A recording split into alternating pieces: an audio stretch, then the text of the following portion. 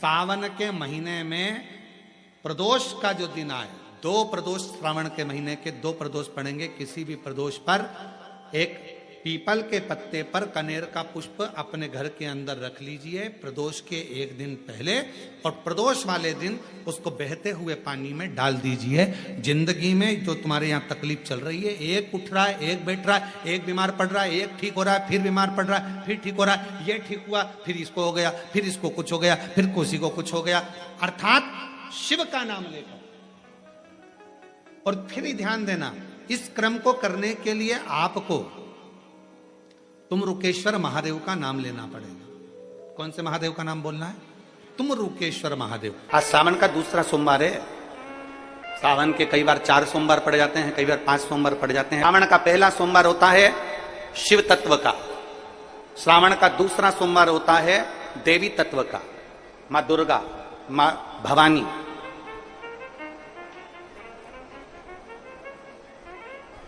आप लोगों ने शिव पंचायत शिव महापुराण की कथा पहले बातचीत आप लोगों ने सुनी होगी। उसमें शिव पंचायत का वर्णन करा था। 5 देव, शंकर भगवान स्वयं पंचदेव में प्रथमता प्राप्त कर कर बैठते, मां दुर्गा।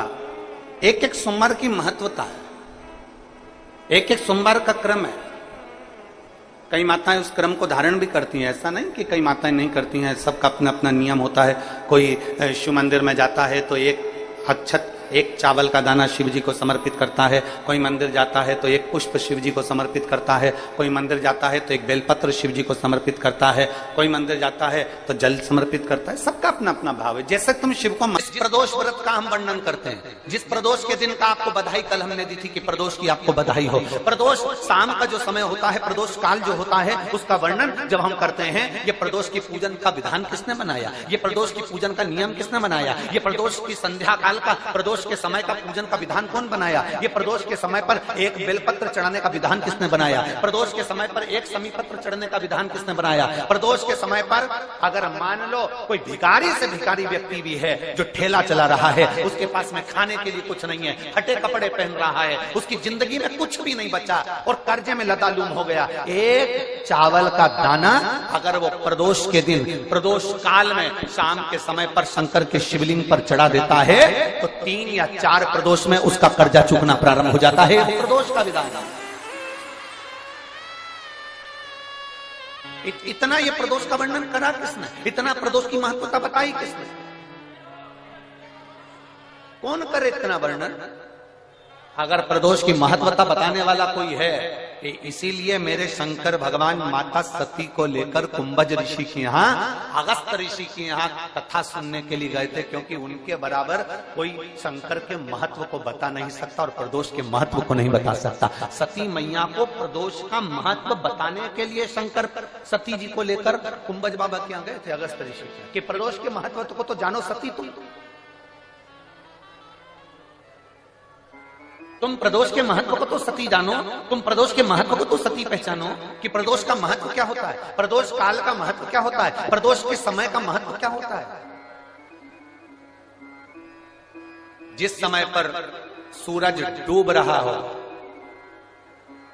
चंद्र प्रकाशित हो रहा हो, दोनों का मेल हो रहा हो, ना तो पूरा सूरज डूबा है, न पूरा चंद्र आया है, ना पूरा अंधेरा है, ना पूरा उजाला है, उस समय को प्रदोष काल कहा गया, उस समय को प्रदोष का समय कहा, प्रदोष काल कहा। अब कई लोग हमसे कहते हैं, गुरुजी आप हमको प्रदोष का समय बताया करो कि प्रदोष काल किसको कहते हैं, प्रदोष का समय किसको कहते हैं। अब एक बात हम आप सबसे कहना चाहते हैं, जितने लोग आस्था चैनल पर सुन रहे हैं, जितने फेसबुक यूट्यूब पर सुन रहे हैं और जितने रेवाड़ी की इस पवित्र धरा पर कथा को सुन रहे हैं, आप सबसे एक बात कहना चाहिए।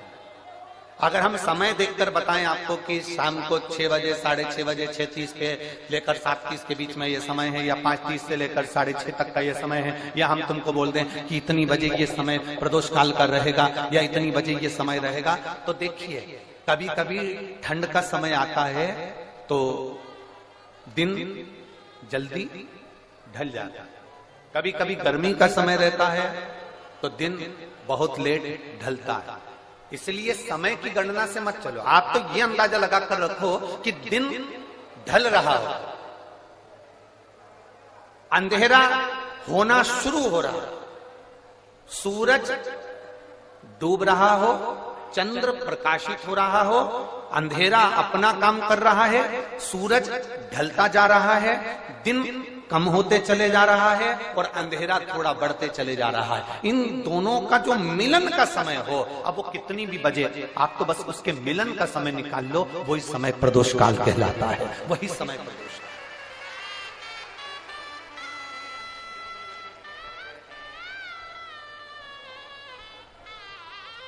अब प्रदोष काल की पूजन का विधान किसने बनाया? कोई आपसे पूछे तो क्या बताओगे? जम के बोलो जल्दी से, कौन ने बताया था? अगस्त ऋषि।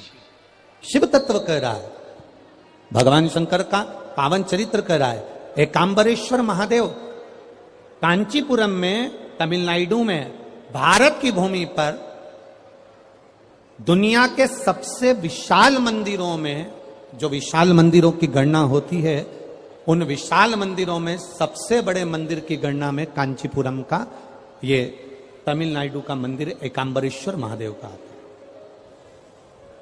एकांबरेश्वर, जहां पर पाषाण का शिवलिंग नहीं है, जहां पत्थर का शिवलिंग नहीं है, जहां सोना और चांदी का शिवलिंग नहीं है, जहां हीरे पन्ने का शिवलिंग नहीं है, जहां पर मिट्टी का पार्थिव शिवलिंग की पूजन होती। अब जरा विचार करिएगा, गुरुजी क्या बात कर रहे हो?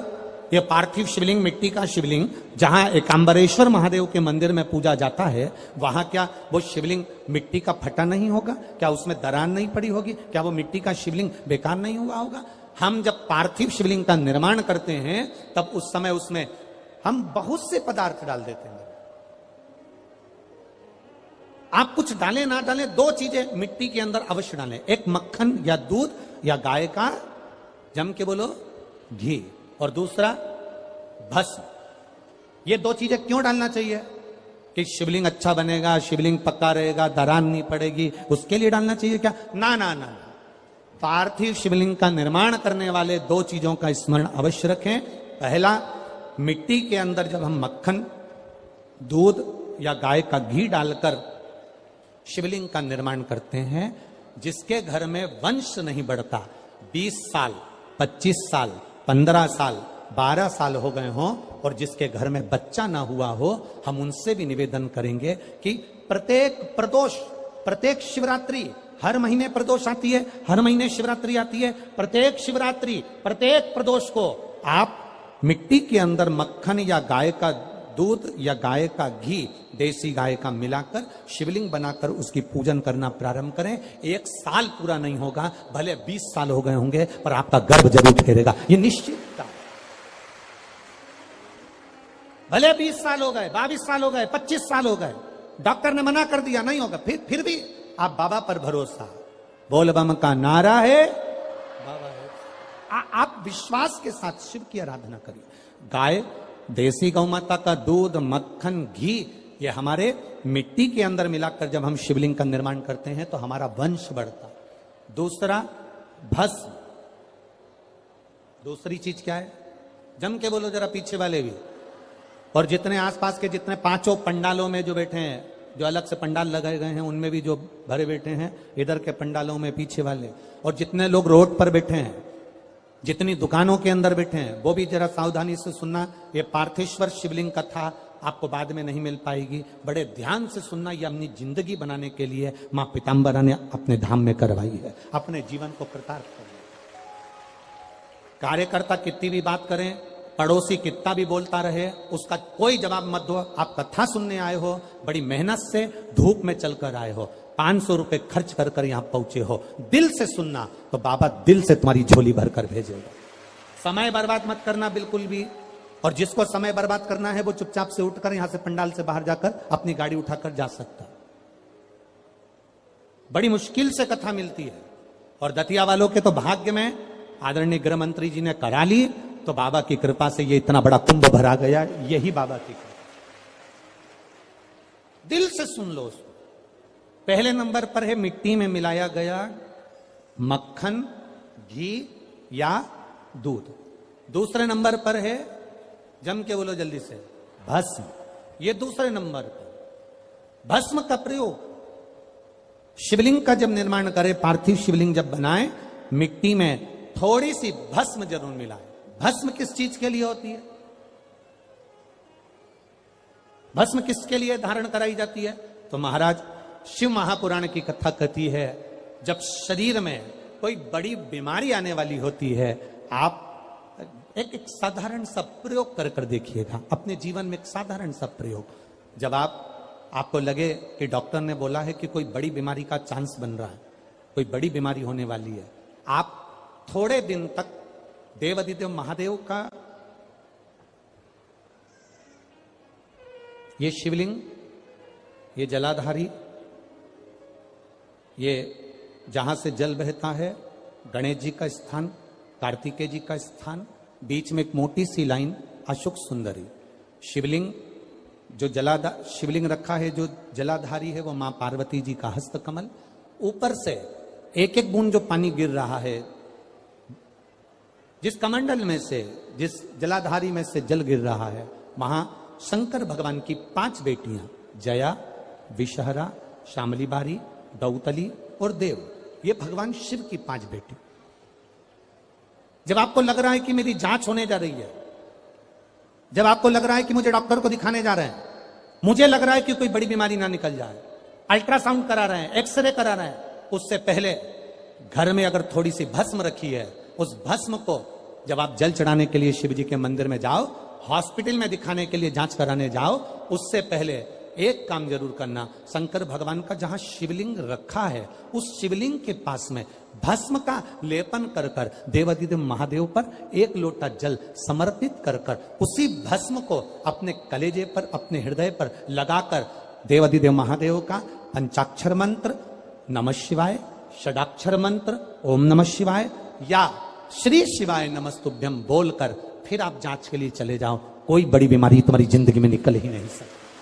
भस्म भस्म हो, भस्म का काम क्या?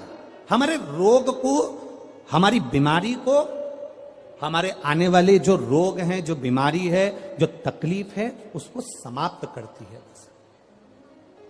भस्म का प्रयोग।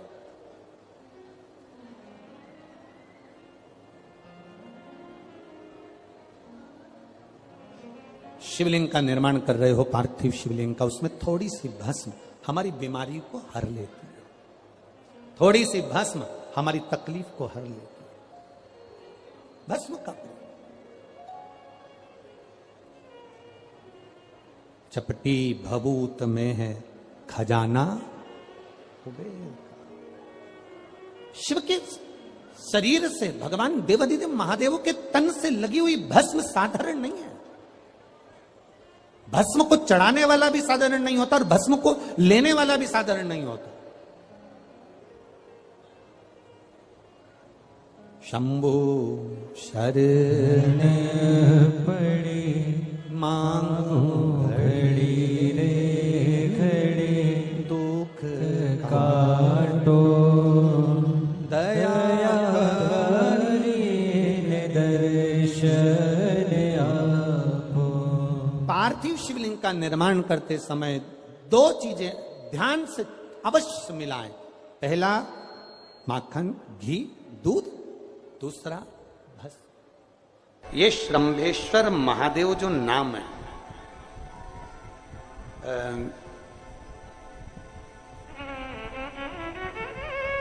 भगवान शंकर ने सारे 33 कोटि देवताओं को अपने अंदर समाहित कर कर ये रूप रखा था श्रंभ पक्षी। 33 कोटि। मान लो आपके ग्रह अनुकूल नहीं चल रहे हो, कोई कह दे कि मंगल बेकार है, कोई कहे शनि बेकार है, कोई के रवि बेकार है, कोई के बुध बेकार है, कोई के गुरु बेकार है, कोई के शनि बेकार, कोई के ये बेकार, कोई के तुम्हारा ग्रह बेकार चल रहा है, तुम्हारी किस्मत बेकार चल रही है, तुम्हारा भाग्य बेकार चल रहा है। तो पहले तो जो तुमसे कह दे कि तेरा भाग्य बेकार चल रहा है, उसके चरण छू के उसको प्रणाम करके वापिस आ जाओ। क्यों? जिसने पृथ्वी पर जन्म दिया, जिसने नेत्र दिए, मुख दिया, हाथ दिए, पांव दिए, पूरा शरीर दिया, सारी इंद्रियां दी, रहने को घर दिया, खाने को अन्न दिया, अगर कोई तुमसे कहे कि तेरा भाग्य बेकार चल रहा है, तो पहले तो उसको प्रणाम कर कर वापिस आ जाओ। एक शब्द में मत सुनो, वापिस आ जाओ। क्योंकि दुनिया में आप सबसे ज्यादा भाग्यशाली हो जो भगवान ने आपको पृथ्वी पर पैदा करा। कुत्ता बना के पैदा नहीं करा, जानवर बनाकर पैदा नहीं करा, झिंगुर और कीट पतंगा बनाकर पैदा नहीं करा, सड़ते हुए कुत्ते के शरीर में इल्ली पड़ जाती है वो बनाकर पैदा नहीं करा, कीड़ा चूहा बनाकर पैदा नहीं करा। मेरे भगवान ने तुम्हें मनुष्य बनाकर पैदा करा है। जितने पृथ्वी पर मानव पैदा होते हैं ये अपने आप में भाग्यशाली होते हैं, कोई अभागा पैदा नहीं होता। कोई तुमसे कह दे तेरा भाग्य बेकार चल रहा है, तेरी किस्मत बेकार चल रही है, उसके पांव पड़ो, वहां से निकल लो, अपनी पत्रिका लपेटो और वापिस सजाओ जन्म पत्रिका लेकर। भाग्य तुम्हारा बेकार नहीं है, तुम्हारी किस्मत बेकार नहीं है। भाग्य उसका बेकार है जो तुमको कह रहा है कि तुम भाग्यशाली नहीं हो, तुम किस्मत वाले नहीं। भाग्य उसका बेकार है जो पृथ्वी पर जन्म ले लेता है, शंकर जी के मंदिर में 1 लोटा जल चढ़ाना चालू कर देता है, शंकर के मंदिर में झाड़ू पोछा करना प्रारंभ कर देता है, वो कभी भी अभागा नहीं होता, वो भाग्यशाली ही होता है। वो अभागा नहीं है, वो भाग्यशाली है। और जितने पृथ्वी पर मनुष्य जन्म है, चाहे वो छोटे से छोटा बड़े से बड़ा, आपका हाथ पैर शरीर सब भगवान ने दिया है, आपको करोड़पति बनाकर पैदा करा है, फिर भी आप अपने आप को अगर अभागा समझते हो तो आपके ऊपर है। किस्मत वाले हो, करोड़पति बनाकर भेजा।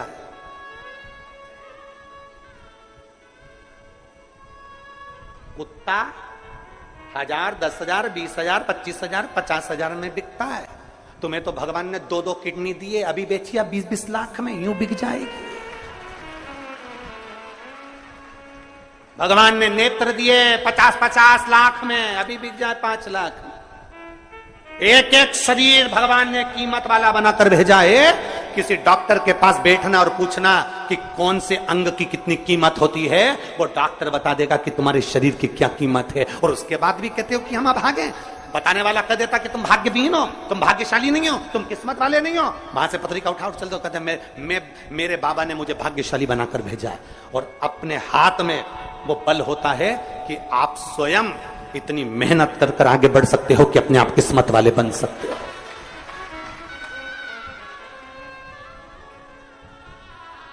अपने आप। और हम तो बाबा चलते हैं। आप स्वयं भाग्यशाली हैं, आप स्वयं किस्मत वाले हैं। कोई कैसे कहते तुमको कि तुम अभागे हो? ना ना, हमारे बराबर भाग्य नहीं है किसी का। तुम्हारी ग्रह खराब है, तुम्हारे ग्रह खराब है। संभेश्वर महादेव का नाम 7 कनेर के पुष्प, कितने? 7 कनेर मालूम है?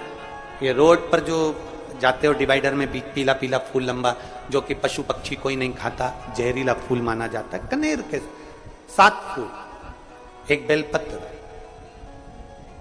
जिस समय पर कनेर का फूल बेलपत्र के साथ चढ़ाया जाएगा तो 7 कनेर के पुष्प सीधी बेलपत्र पर आपको रखना। 2-3 प्रदोष कर कर देखना।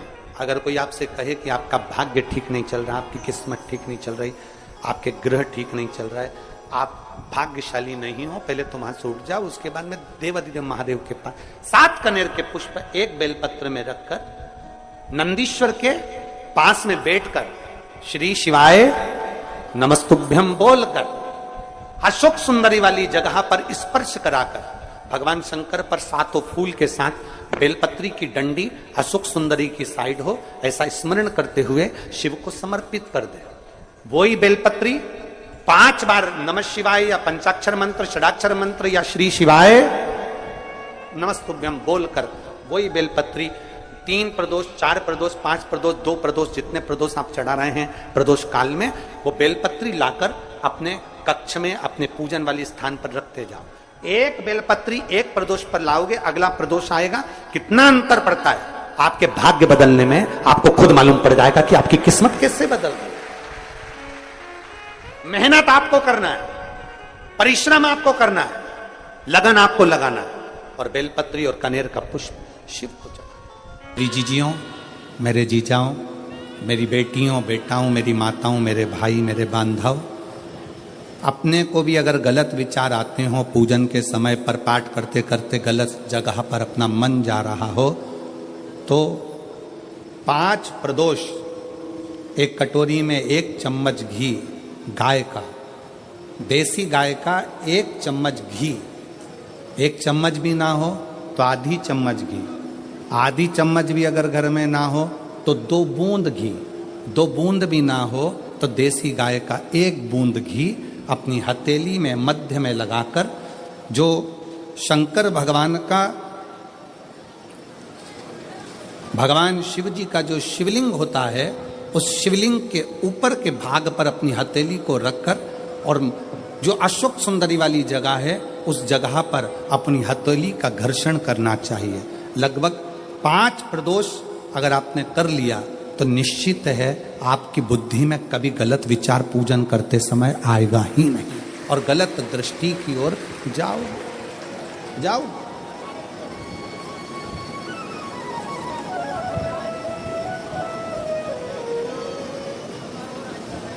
वेद लक्षणा गाय, देसी गौ माता का घृत जीवन को एक आनंदता देता है, आनंद।